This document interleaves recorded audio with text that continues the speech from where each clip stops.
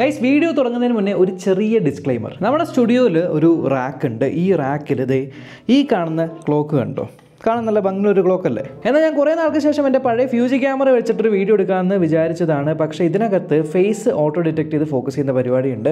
അപ്പോൾ ഇവിടെ എൻ്റെ ഫേസ് ഡിറ്റക്ട് ചെയ്തിട്ടുണ്ടെങ്കിൽ ഈ ബാക്ക്ഗ്രൗണ്ടിൽ ആ ഒരു ക്ലോക്ക് ഇരിക്കുന്നതുകൊണ്ട് ഇടയ്ക്ക് ആ ഒരു ക്ലോക്കാണ് എൻ്റെ ഫേസ് എന്ന് വിചാരിച്ച് അതിലേക്ക് ഫോക്കസ് പോകുന്നുണ്ട്. സോ വീഡിയോ മുഴുവനും ഇടയ്ക്കിടയ്ക്ക് അങ്ങോട്ടും ഇങ്ങോട്ടുള്ള ഫോക്കസ് മാറുന്ന പരിപാടിയുണ്ട്. ചില ആൾക്കാർക്ക് അത് ഡിസ്റ്റർബിംഗ് ആയിട്ട് തോന്നുന്നുണ്ടെങ്കിൽ സ്ക്രീനിലേക്ക് നോക്കാണ്ട് ഓഡിയോ മാത്രം കേട്ടാൽ മതി. എന്നാലും മുഴുവൻ കാര്യം മനസ്സിലാവും. ഞാൻ ഫസ്റ്റ് ടൈം ഷൂട്ട് ചെയ്തപ്പോൾ തന്നെ കൃത്യമായിട്ട് എല്ലാം പറഞ്ഞതുകൊണ്ട് അത് വീണ്ടും റീഷൂട്ട് ചെയ്ത് ആ ഒരു ഇമ്പാക്റ്റ് വരില്ല എന്നുള്ളതുകൊണ്ടാണ് ഞാൻ റീഷൂട്ട് ചെയ്യാത്തത്. So sorry for that inconvenience. But വീഡിയോയിൽ പറയുന്ന കാര്യങ്ങൾ വളരെ ഇമ്പോർട്ടൻ്റ് ആണ് ഈ ഒരു ടൈമിൽ.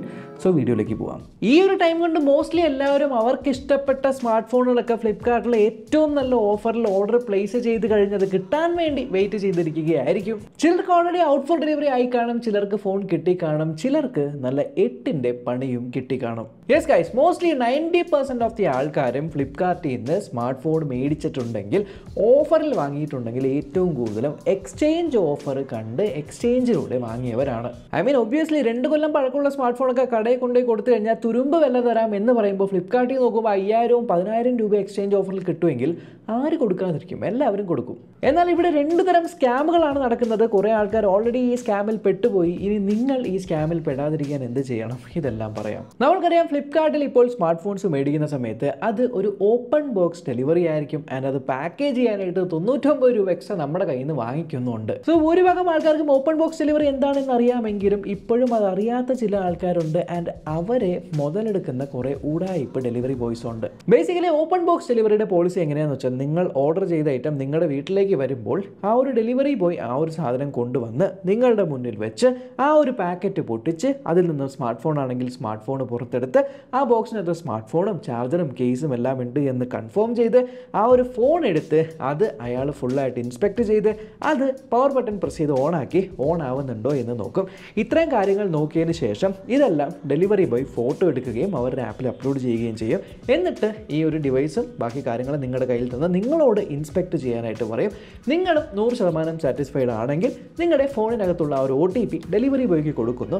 അങ്ങനെ നിങ്ങൾ ഓപ്പൺ ബോക്സ് ഡെലിവറി കംപ്ലീറ്റ് ചെയ്യുന്നു. എന്നാൽ ഇവിടെ വന്നിരിക്കുന്ന പുതിയൊരു പ്രശ്നം എന്താണെന്ന് വെച്ചാൽ പല ഡെലിവറി ബോയ്സും ഓപ്പൺ ബോക്സ് ഡെലിവറി ചെയ്യാനായിട്ട് വരുമ്പോൾ ഏറ്റവും ആദ്യം നിങ്ങൾ എനിക്ക് OTP തരണം, അതിനുശേഷം മാത്രമേ ഞാനിത് ഓപ്പൺ ചെയ്യുകയുള്ളൂ എന്ന് നിർബന്ധം പിടിക്കുന്നുണ്ട്. ആൻഡ് മോസ്റ്റ്ലി സ്റ്റുഡൻസ് അല്ലെങ്കിൽ ഓഫീസിൽ പോകുന്നവരൊക്കെയാണ് വീട്ട് അഡ്രസ്സിലേക്ക് ഓർഡർ ചെയ്തിട്ടുള്ളതെങ്കിൽ, വീട്ടിൽ മുതിർന്നവരാണ്, അച്ഛനോ അമ്മയോ ഒക്കെ ആണെങ്കിൽ ഡെലിവറി ബോയ് വന്ന ശേഷം ആ ഒരു ഡെലിവറി ഉണ്ട്, ഓക്കെ OTP വന്നിട്ടുണ്ടാവും, OTP വേണമായിരുന്നു എന്ന് പറയുമ്പോൾ ഇവർ ആ ഒരു OTP കൊടുക്കുന്നതിന് മുന്നേ ഇത് തുറന്ന് കാണിക്കണമെന്ന് പറയുമ്പോൾ അല്ല അങ്ങനെയല്ല, OTP തന്നിട്ട് വെരിഫൈ ചെയ്തിട്ടേ നമുക്ക് തുറക്കാനായിട്ട് പറ്റുള്ളൂ എന്ന് പറയുകയും ഇവർ OTP കൊടുക്കുകയും ലാസ്റ്റ് അത് തുറന്നിട്ടാൽ ഇത് കുഴപ്പമൊന്നുമില്ല എന്ന് പറഞ്ഞ് ഏൽപ്പിച്ചിട്ട് പോവുകയും എന്നാൽ അതിനകത്ത് വല്ല ഇഷ്ടികക്കല്ലൊക്കെ ആയിരിക്കും. ഇൻ കേസ് നിങ്ങൾ പറയുവാണില്ല നിങ്ങൾ തുറന്ന് കാണിച്ച ശേഷം മാത്രമേ OTP തരുള്ളൂ എന്ന് പറഞ്ഞു കഴിഞ്ഞാൽ അവർ പറയും ഞാൻ തുറക്കാൻ കുഴപ്പമില്ല, പക്ഷെ തുറന്ന് കഴിഞ്ഞാൽ അതിനകത്ത് എന്ത് സംഭവിച്ചാലും ഞാൻ ഉത്തരവാദി ആയിരിക്കുന്നതല്ല, നിങ്ങൾ 100% ഉത്തരവാദിയാണ് എന്നുണ്ടെങ്കിൽ മാത്രമേ തുറക്കുള്ളൂ. ഇനി തുറന്ന് ഇൻ കേസ് അതിനകത്ത് ഉദ്ദേശിക്കുന്ന സാധനമൊന്നും അല്ല എങ്കിൽ പോലും നിങ്ങൾ OTP തരികയും പിന്നീട് കസ്റ്റമർ സർവീസിനെ വിളിച്ചിട്ട് നിങ്ങൾക്ക് ഉണ്ടായ അനുഭവം പറയേണ്ടിയും വരും.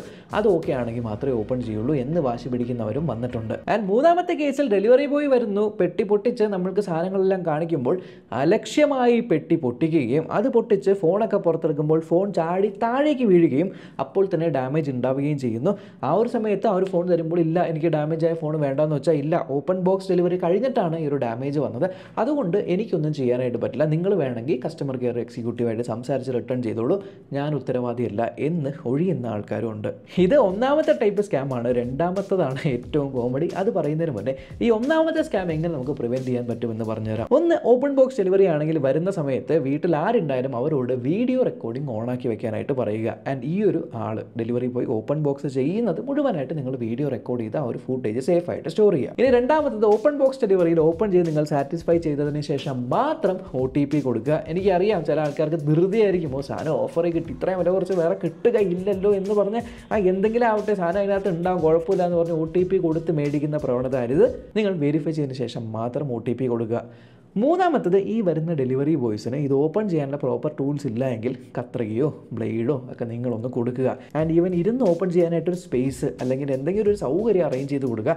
കാരണം അവർ ഈ ബൈക്കിലൊക്കെ വരുമ്പോൾ അവിടെയൊക്കെ വെച്ച് ഓപ്പൺ ചെയ്യുമ്പോൾ ഈ താഴെ വീണിട്ടുള്ള പ്രശ്നമൊക്കെ വരുന്നത്. അവർക്ക് ഒന്നിനെ ഒരു ടീപ്പോയോ അല്ലെങ്കിൽ പുറത്ത് ഇപ്പോൾ ഒരു ഷൂറാക്ക് ഉണ്ട്, ഷൂറാക്കിൻ്റെ മുകളിൽ ഒരു ഫ്ലാറ്റ് ആയിട്ടുള്ള സർഫസ് ഉണ്ടെങ്കിൽ ഇവിടെ വെച്ച് ഓപ്പൺ ചെയ്തോളൂ എന്ന് പറയാനോ, ഇല്ലെങ്കിൽ അകത്ത് വല്ല ടീപ്പോയോ എന്തെങ്കിലും ഉണ്ടെങ്കിൽ അവിടെ വെച്ച് ഓപ്പൺ ചെയ്തോളൂ എന്നൊരു സൗകര്യം ഒരുക്കി കൊടുത്താൽ കുറച്ചുകൂടി കെയർഫുള്ളായിട്ട് അവർ ഓപ്പൺ ചെയ്യുകയും നിങ്ങൾക്ക് മര്യാദയ്ക്കുള്ള പ്രൊഡക്റ്റ് കിട്ടുകയും ചെയ്യും. ഇനി രണ്ടാമത്തെ ഉഡായിപ്പ് പരിപാടിയാണ് ഈ പുതിയ എക്സ്ചേഞ്ച് സ്കാം. സോ ആദ്യം പറഞ്ഞ പോലെ തന്നെ സ്മാർട്ട് ഫോൺസ് മേടിച്ചിരിക്കുന്ന ഭൂരിഭാഗം ആൾക്കാരും എക്സ്ചേഞ്ചിലൂടെയാണ് മേടിച്ചിരിക്കുന്നത്. സോ ഡെലിവറി ബോയ് വീട്ടിൽ വന്നിട്ട് ഈ ഒരു പ്രൊഡക്റ്റ് എക്സ്ചേഞ്ചിനായിട്ട് നോക്കുകയാണ്. ഇൻസ്പെക്ട് ചെയ്തതിന് ശേഷം മാത്രമായിരിക്കും നിങ്ങൾ എക്സ്ചേഞ്ച് അപ്രൂവ് ആവുന്നത്. നിങ്ങൾ ഓൺലൈനിൽ നിങ്ങളുടെ ഡിവൈസിൻ്റെ കണ്ടീഷൻ ഫ്ലോലെസ് ആണ്, യാതൊരു പ്രശ്നവുമില്ലാത്ത പ്രോപ്പറായിട്ടുള്ള വർക്കിംഗ് ഡിവൈസാണ്, ഒരു സ്ക്രാച്ച് പോലും ഇല്ല എന്നുള്ളതുകൊണ്ട് നിങ്ങൾ ഫ്ലോലെസ് എന്ന് കൊടുക്കുകയും അതിന് തക്കതായിട്ടുള്ള ഒരു എമൗണ്ട് ആയിരിക്കും ഡിസ്കൗണ്ട് ആയിട്ട് വരുന്നത്. പക്ഷേ ഇവിടെ ഫ്ലിപ്കാർട്ടിന് ഫ്ലോലെസ് എന്താണ് അല്ലെങ്കിൽ കുറച്ച് ഡാമേജ് എന്താണ് എന്നുള്ളതിൻ്റെ പ്രോപ്പറായിട്ടുള്ളൊരു ചാർട്ടുണ്ട്. എന്നാൽ ചില ഡെലിവറി ബോയ്സിന് ഈ കസ്റ്റമേഴ്സിന് ഇതൊന്നും കാര്യമായിട്ട് അറിയില്ലായിരിക്കും എന്നുള്ളൊരു ഓവർ കോൺഫിഡൻസിൽ ഇവർ വന്നിട്ട് സാധനം ഇൻസ്പെക്ട് ചെയ്യും. ചിലപ്പോൾ ഈ ഫോണിൻ്റെ കേസൊക്കെ ഇട്ട് കുറേ ഒരു വർഷങ്ങളോളം നമ്മൾ കേസ് ഇട്ട് കഴിഞ്ഞാൽ ഈ ക്യാമറയുടെ ചുറ്റും അല്ലെങ്കിൽ സൈഡ് എവിടെയെങ്കിലും ഒരു ചെറിയ ഒരു മാർക്ക് വരും. ആ ഒരു മാർക്ക് ആക്ച്വലി ഡെൻറ്റ് അല്ല, ഡീപ്പായിട്ടുള്ള ഗ്രൂവ് അല്ല, അത് പ്രോപ്പർ കെമിക്കൽ വെച്ച് തുടച്ച് കഴിഞ്ഞാൽ ആ ഒരു മാർക്ക് പോകുന്നതാണ്. So which means that is not a physical damage. എന്നാൽ ഇത് കാണുകയും ഇത് ഫിസിക്കൽ ഡാമേജ് ആണ്, ഇത് ഫിസിക്കൽ ഡാമേജ് ആയിട്ട് ഇവർക്കൊരു ആപ്പ് ഉണ്ട്, Flipkart reset plus, reset pulse ആണെന്ന് തോന്നുന്നു. ആ ഒരു ആപ്പ് ഇൻസ്റ്റാൾ ചെയ്യും, ആ ഒരു ഫോണിൽ കാര്യങ്ങളൊക്കെ വെരിഫൈ ചെയ്യും. എന്നിട്ട് അവർ നോക്കുമ്പോൾ മൈനർ സ്ക്രാച്ചസ് ഉണ്ട്, ഡെൻസ് ഉണ്ട്, ഇവിടെ ഈ ഒരു പ്രശ്നമുണ്ട്, ഇതിങ്ങനെ നോക്കിയിട്ട് ഇവിടെ ഒരു ചളുക്കുണ്ട്, ഇവിടെ ഇതുണ്ട്, മേ ബി അതൊക്കെ പ്രോപ്പറായിട്ട് പ്രോമിനൻ്റ് അല്ല എങ്കിലും ഫോണിനൊരു പ്രശ്നമില്ല എങ്കിൽ പോലും ഇതുണ്ട് അതുണ്ട് എന്ന് പറഞ്ഞ് ആഡ് ചെയ്ത് മാക്സിമം ഇതിന് എത്ര വാല്യൂ കുറയ്ക്കാൻ പറ്റുമെന്ന് നോക്കി അത്രയും വാല്യൂ അവരെ കുറച്ചിട്ട് നമ്മൾ 10,000 എക്സ്പെക്ട് ചെയ്യുന്ന ഫോണിനോ ഇതിന് 2,000 കിട്ടുള്ളൂ ചേട്ടാ എന്ന് പറഞ്ഞു കളയും. നമ്മൾ ഞെട്ടിപ്പോകും. കാരണം ഒരു പ്രശ്നമില്ലാത്ത ഫോണിന് 2,000 എന്തൊക്കെയാണ് കുറച്ചിരിക്കുന്നതെന്ന് വെച്ചാൽ ഇങ്ങനത്തെ ചെറിയ ചെറിയ കാര്യങ്ങൾ വലിയ കാര്യങ്ങളായിട്ട് കുറയ്ക്കും.